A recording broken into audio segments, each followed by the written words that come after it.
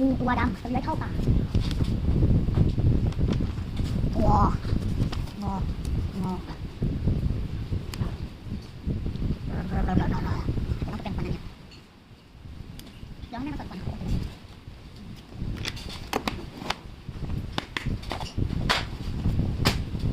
นะโอ้ยถ่ายคลิปอยู่ค่ะตรงนี้ค่ะปิดกระเป๋าเย็นหน่อยค่ะ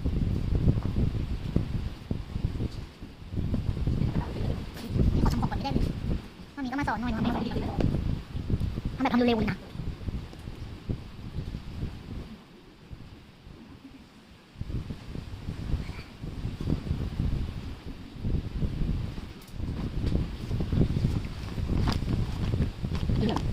มันจะไม่เหลือ เรือยเข้าป่า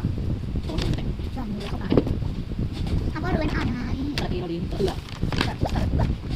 เดี๋ยวไปสอนกันอย่างดูสนามอื่นไอ้พวกทหารดีแล้วมัน ก็มันหายเพื่อนเขาไป